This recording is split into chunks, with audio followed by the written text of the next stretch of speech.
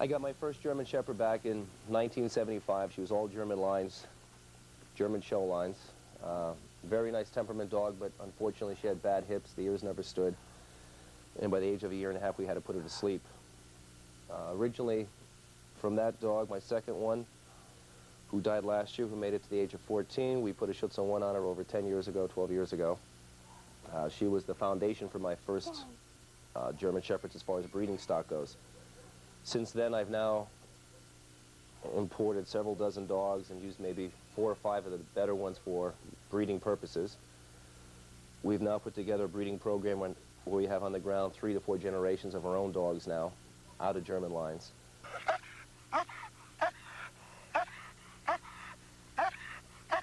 The German Shepherd is my love, though.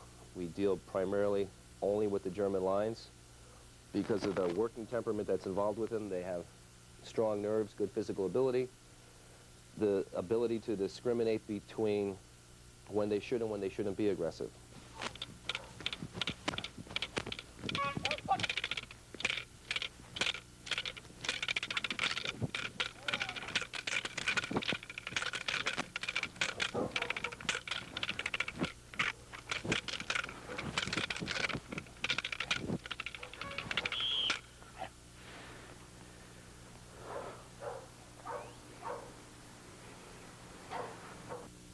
The breed originally started out in Germany.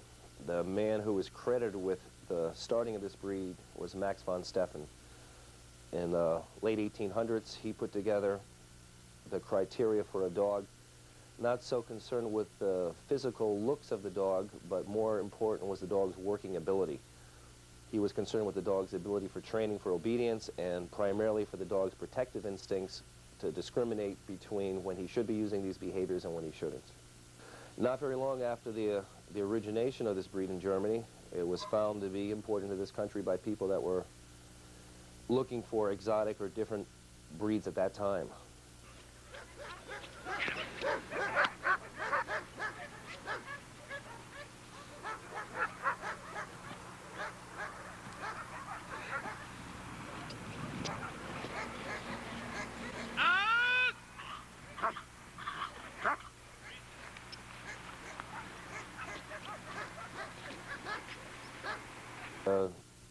The dog should be of medium size, medium build. Dogs going over 100 pounds are maybe impressive looking, but then they start to lose the physical ability that is necessary for the dog to perform working functions, meaning running great distances, running with any speed, jumping, climbing fences, agility, things like that.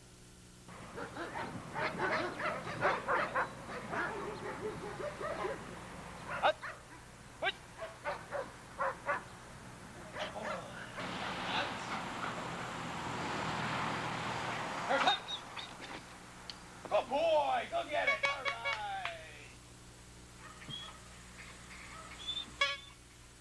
Here's up. Come on, buddy. Good boy. Nuts. Slide.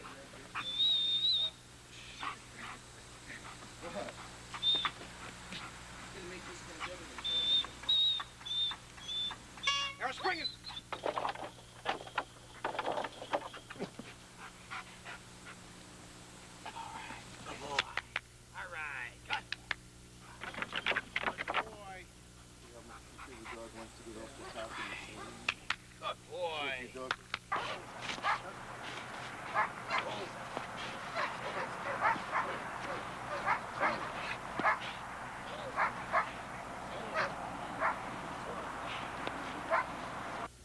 Environment-wise, the dog is a very social animal. They don't do well being raised solely in a kennel or being kept tied out in the backyard where they're deprived of human companionship and human contact. The dogs actually crave the companionship or the relationship with an owner, whether it be a single person or a family.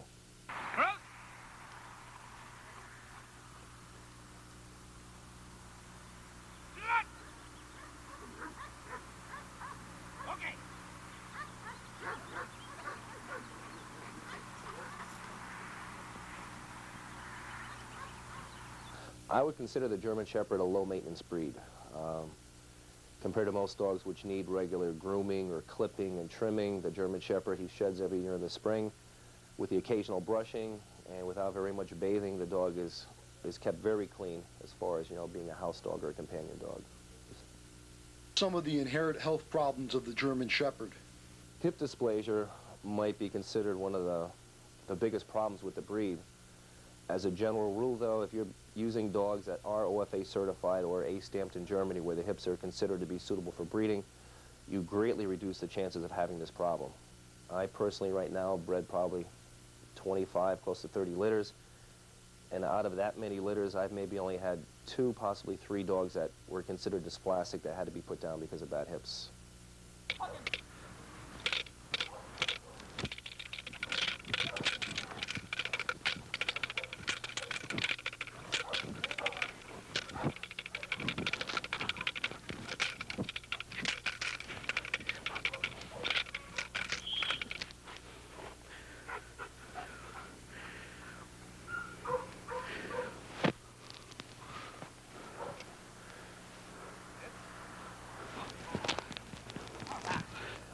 As a general rule, physical appearances, the male should definitely look masculine, the female should have a more feminine look to her. As a rule for a house dog or a companion, the females, as a general rule, will tend to be easier to handle, maybe quicker to get aggressive, but more sensitive, so that when it is required that the dogs are obedient, the female tends to make maybe an easier pet for the novice owner or for the average family. Tell us about the trainability of the German Shepherd. It's easy. All you have to do is look around. You see the dogs being used for seeing eye, search and rescue, police work, drug and bomb detection, herding. It's one of the only breeds that's capable of doing all the work that a dog has ever been intended to do. Sit! Foot! Move out.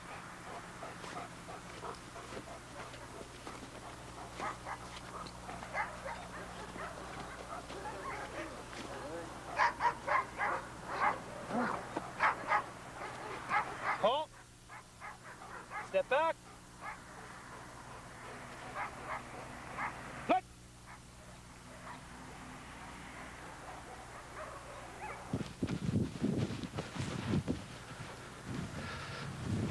Horn.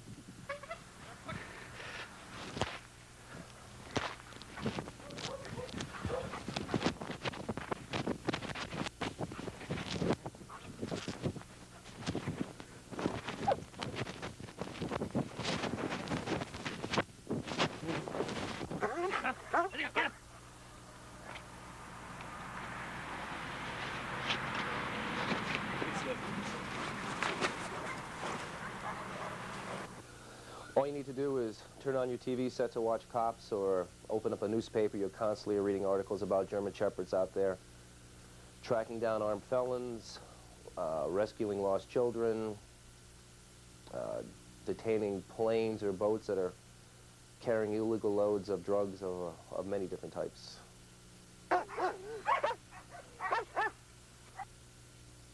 Seems to be this idea out there in the public that if an 80-pound German Shepherd is a great dog, then a German Shepherd weighing maybe 120 or 130 pounds must be even a better dog. What's your opinion on this? As a general rule, what happens is as they start producing Shepherds that are 100, 125, 130 pounds, the dog loses the ability to be able to run as fast, jump as high, and then again to live a lifestyle where he is going to be agile and healthy in his later age. This dog here in particular, he's 11 years old. He's a Schutzen 3 import from Germany. He's 9-time Schutzen 3. But even for the age of 11 years old, he'll go out there and he'll run around. You'd swear the dog is 2, 3 years old, the way he plays and gallops and chases the ball and behaves at this age.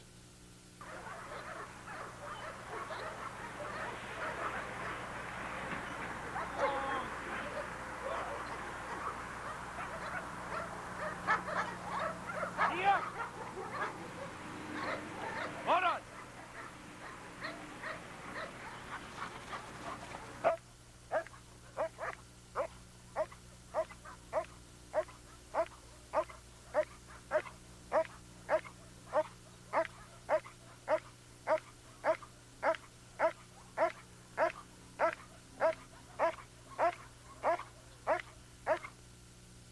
what are some of your general thoughts on protection dogs?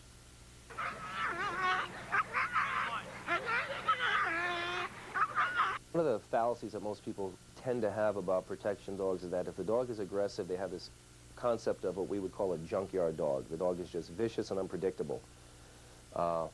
Many of the protection breeds, when properly raised, trained, and socialized, make fantastic family companions. You can take them to the parks, to the schoolyards. They're great with their family, great with the kids, but if a stranger goes to walk into your house at the wrong time when you're sleeping, the dog, without any hesitation, should come to the aid of guarding the family. Hi, how you doing? Are your parents home? No? Well, come with me.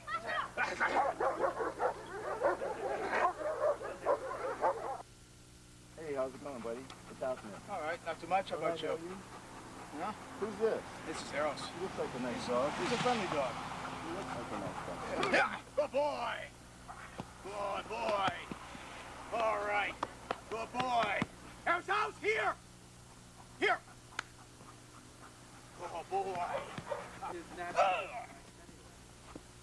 Good boy, Eros. Eros, house, here. Good boy. All right. Step back. Puss. How do you assist the client in selecting the right dog for them? But then we also try to put the right puppy in the right home. As we temperament test the litters between the age of, say, 6 weeks and 8 weeks old, we try to put the stronger temperament dogs into homes that do want a stronger protection dog, let's say like a police officer or someone wanting to do Schutzhund competition. The puppies that we term that have softer temperament, which will still be protective but not as strong, are more suited usually for maybe older families or people with very small children, or, you know, situations like that.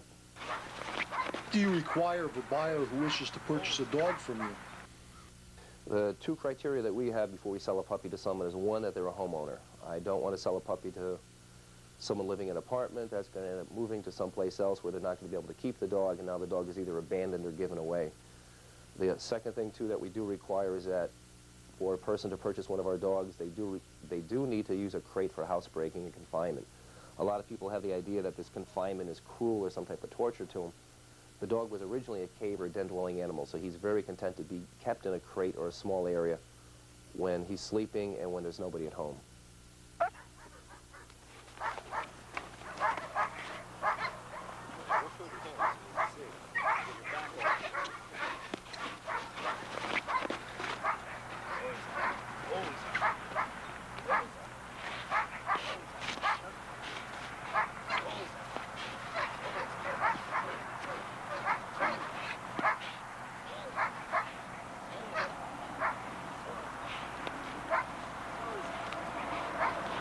Our first criteria really is temperament. What I mean by that is that the dogs show friendly, forward temperament with strangers and particularly with the family. The dog should only show aggressive behavior when he is threatened or in unusual circumstances when aggressive behavior is called for. The top of the list, in my opinion, is the German Shepherd. There's a lot of good protection breeds out there, but as a good family companion dog that is great with kids, great with the owners, something you can take to parks, schoolyards. You see it all the time with the police departments. It far exceeds all the other breeds, in my opinion. Helper work has been provided by Craig Barton of Lehigh, Florida. We'd like to thank David Kennick of West Warwick, Rhode Island, and special thanks to Mike Baton.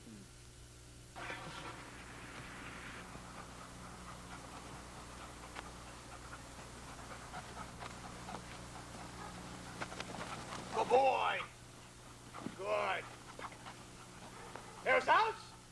That's legs. Hi, how you doing? Are your parents home? No? Well, come with me.